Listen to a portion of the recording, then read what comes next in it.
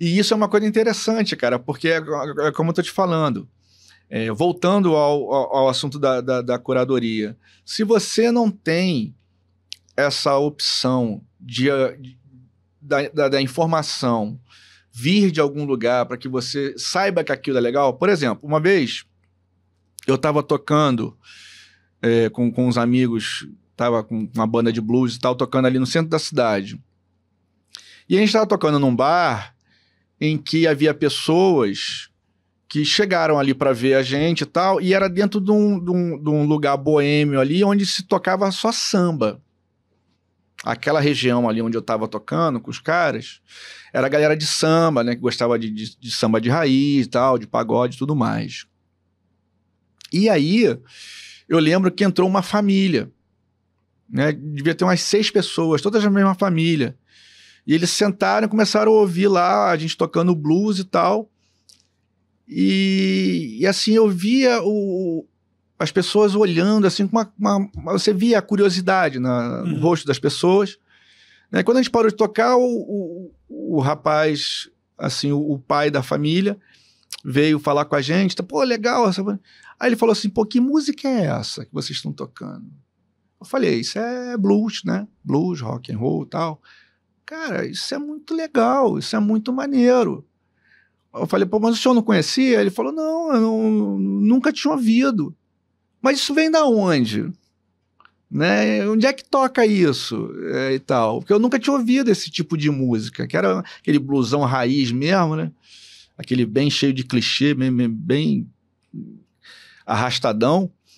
E aí eu falei, o que o senhor gosta de ouvir? Ele falou, eu gosto de ouvir samba, a gente veio pra cá passear pra ouvir samba e tal. Eu falei, pois é, o blues, a raiz do blues é a mesma do samba, assim, vem do pessoal mais humilde, das fazendas lá do Mississippi e tal, dos Estados Unidos e tal. Mas tem muita... O rock também vem daí. Parece muito com a história do samba aqui no Brasil, né? Que veio das comunidades e tal, da época da Chiquinha Gonzaga, aquele papo todo. E aí ele ficou surpreendido, ficou batendo um papo sobre isso e tal. Então, assim, você vê um cara, né, um século XXI, o cara nunca tinha ouvido blues. Ou seja, é porque ele não gostava? Quer dizer, é porque aquilo nunca tinha sido apresentado a ele nunca tinha visto. A mesma coisa acontece na internet. Às vezes você não busca certos conteúdos ou não busca certos conhecimentos porque você não sabe que aquilo existe. Você não sabe que tem alguém fazendo aquilo. Né? Por isso que eu acho que o lance do podcast é a melhor maneira de democratizar, de se fazer conhecido. Porque ali você tá dentro, tá pulverizado, mas você tá no mundo. Não, isso eu não tenho dúvida. Você existe. Isso você não tem dúvida. Você tá existindo a geração no de meio conteúdo, da galera. ela é a ferramenta de comunicação do século XXI. Eu faço um paralelo com a invenção da prensa. A internet tá pro século XX e XXI, uma prensa assim de como a Gutenberg. prensa estava pro século XVI e XV e XVI ali. Sim. Que é exatamente... Cara, foi uma revolução de comunicação. Foi, porque você não tinha um livro, era tudo copiado, era tudo... Os monges ficavam lá pegando a Bíblia... O cara começou a imprimir aquele troço um atrás do outro igual, pô, aquilo democratizou. 1480 e pouco. Assim, você vê que aí que tá. Aí depois que há esse conhecimento e aplica-se essa tecnologia, aquilo ali, o que acontece? Multiplica progressão geométrica. Mas tem uma parada que é aí que eu vou falar agora. Entendeu? Vou entrar agora. Entendeu porque que a tecnologia ela é tão importante? A prensa de Gutenberg, ela permitiu a disseminação da informação. Só que existiu uma coisa muito interessante naquela época. Cara, eu sou pós-graduado em História, só pra você entender o contexto do que eu tô querendo chegar. Eu adoro essas partes. Ela emburreceu, não emburreceu, mas ela desculturalizou um pouco a sociedade. Por quê? Porque no momento em que você popularizou a informação, as pessoas pararam de ter que estudar para adquirir. Olha só, porque acontece? Até então, todas as Bíblias estavam em latim. Você tinha que saber latim. Você tinha que saber latim para poder ler a Bíblia. Então as pessoas estudavam... Mas é mais ou menos o que acontece hoje, cara. Exatamente o que eu tô falando, é o paralelo. Mais ou menos não, é o que acontece hoje. As pessoas tinham que estudar latim para poder ler a Bíblia. Isso aí. Óbvio, você comprimia a informação na mão de um grupo que tinha acesso a ela, que eram os monges, os religiosos e tal, sim. no momento em que você começou a traduzir a Bíblia, a primeira tradução da Bíblia foi para alemão. E aí, cara, você tem a disseminação da informação e existe... primeiro que as pessoas não estudavam mais latim. E segundo que a Bíblia, cara, ela começou a ter... existe a Bíblia de St. James, a Bíblia não sei o quê. Existe uma porrada James, de formação... de King James, né? King James. Que é a mais famosa. Então existe uma porrada de versões de coisas que começaram a se perder na tradução. E, cara, até você... E é o que acontece hoje na internet. Exatamente, mas é exatamente isso. Você tem uma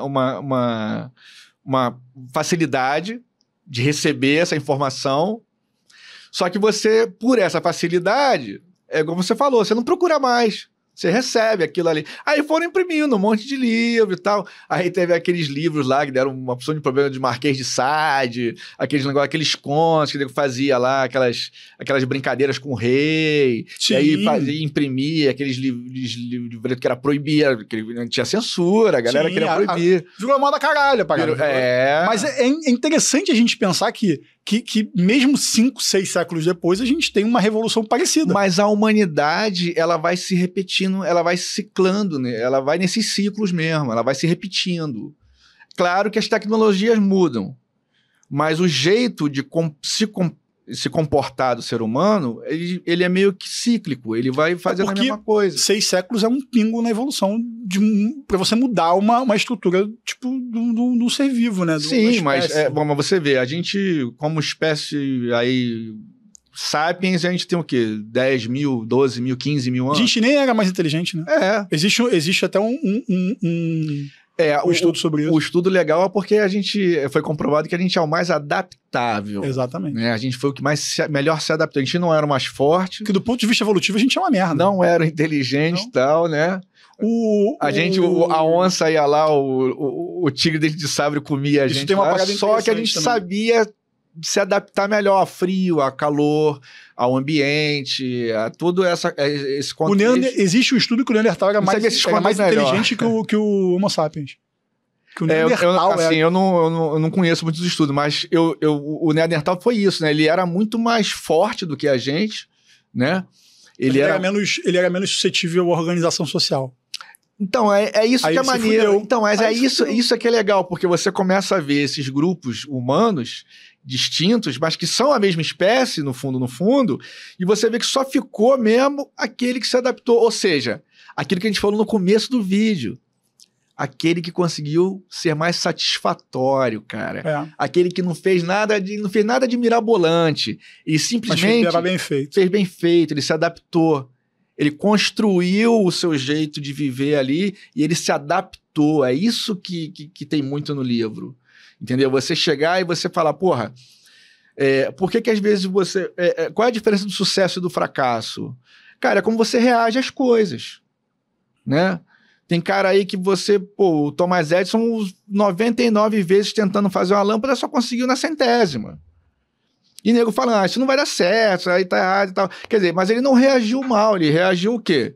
Tesla passou... Inclusive, eles brigaram pra caramba, mas assim, ele passou pela mesma coisa. Entendeu? Então, a briga da corrente alternada. É um cara que... Cara, como eu tô te falando, é como a gente reage. Como a gente reage às coisas é que vai dar o sentido do negócio. Né? Por que você vê aí, tem cara estressadão, aí, pô, às vezes um negócio besta, o cara fica estressado à toa. Então, isso eu já levo pra minha vida. O jeito da pessoa reagir conta muito pro sucesso ou pro fracasso dela, sacou? Então ela tem que estar percebendo que isso faz parte da natureza humana, cara.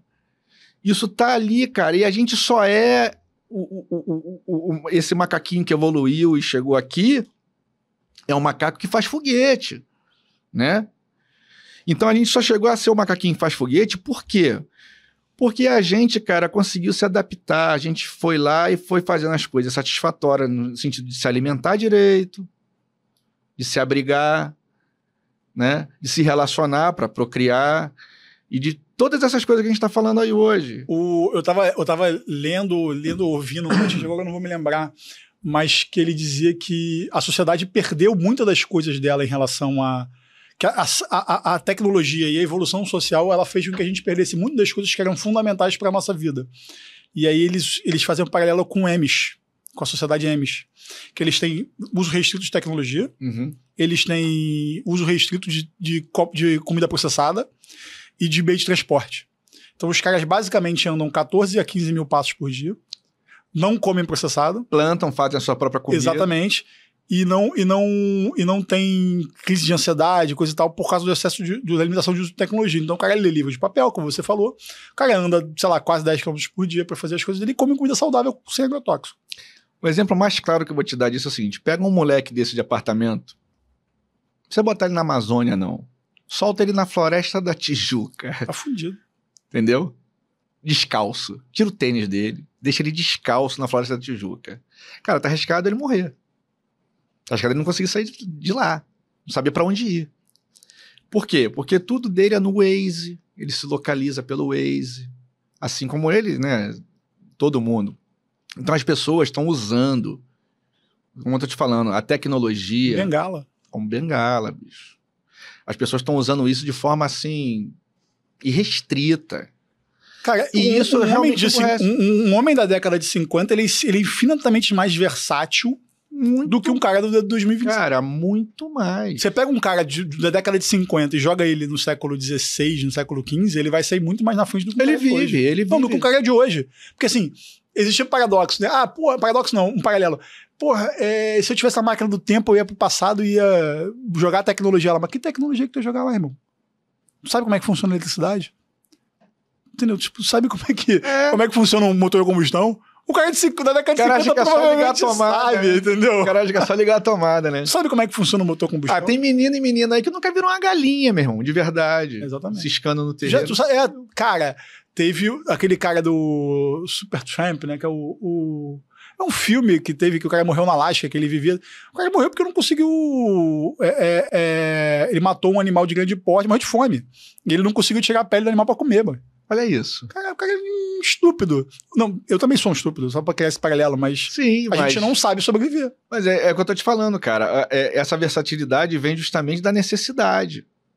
Entendeu? Hoje você não tem mais a necessidade. Como é que o cara quer se orientar, às vezes, no lugar? Vamos usar o exemplo da floresta, né? Você tá lá, o celular não tem sinal lá. Como é que você vai se orientar? Pô, antigamente a galera se orientava pela estrela, pelo rio, pelo vento, então, entendeu? Então, assim, a gente perde tudo isso porque a partir do momento que um homem cria... Um lance interessante, que eu até coloco isso lá no livro, é quando o homem ele começa a mensurar o tempo, quando ele cria o relógio. Quando o homem cria o relógio, é que dá o ruim. Porque ele começa a se afastar da natureza, no sentido de que tudo tem sua hora. Você pegar lá na Bíblia, até tem essa frase, né? Há tempo de plantar, tempo de colher, tempo de matar, tempo de morrer. Tem isso lá na Bíblia. Então é isso aí mesmo, há tempo para tudo. Então, antigamente, você só comia quando você sentia fome. Você só dormia quando você queria dormir. Você acordava quando você tinha que acordar. Geralmente, né, com os primeiros raios de luz do dia e tal. Então, o homem era muito mais ligado à natureza, né, porque ele não tinha essa amarra técnica de uma mensuração. Essa mensuração de tempo aprisionou o homem. Entendeu? Ele começa a viver em função daquela parte do tempo. Ó, de tal hora a tal hora eu tenho que comer, que é a hora do almoço nas empresas, de tal hora a tal hora eu tenho que estudar, de tal hora a tal hora eu tenho que não sei o quê. Então, porra, por que tem que ser assim? Entendeu? Então ele começa a se afastar do aspecto natural de fazer as coisas. Por isso é que a gente pensa assim hoje. Uma coisa que é interessante. Por que hoje a gente tem o computador, o celular, o smartphone, todos esses aparatos tecnológicos, né, que foram criados para que nós tivéssemos mais tempo disponível para nós, cara, e nós não temos esse tempo mais. A gente dedica esse tempo para fazer coisas que a gente dedica esse tempo para justamente consumir mais isso aqui. Entendeu? É um paradoxo, cara. É um paradoxo. E as pessoas não estão se ligando nisso. As pessoas não percebem isso. Entendeu? As pessoas não percebem isso. Quando você vê Às vezes eu converso com a minha esposa lá, ela, pô, não, porque esse comportamento aqui é normal dos jovens, porque tá todo mundo fazendo. Eu falei, cara, o problema é esse, tá todo mundo fazendo. Porque o algoritmo tá falando ali pra você fazer, a dancinha tá te explicando como é que é e tal. O problema é o tá todo mundo fazendo. E agora a gente fala, você não é todo mundo. Porque daqui a pouco, isso aqui vai ditar o que você vai ser, quem você vai ter que ser. Não é quem você é quem você tem que ser. É isso que tá arrebentando essa geração, cara. Por isso é que o consultório do psicólogo tá cheio, entendeu? Por isso que a galera tá com esses problemas de depressão, com problema de ansiedade, de tudo isso. Porque a galera tá esquecendo da vida natural, pô. A galera tá esquecendo de abrir a janela, a galera só olha pra essa janela aqui, cara.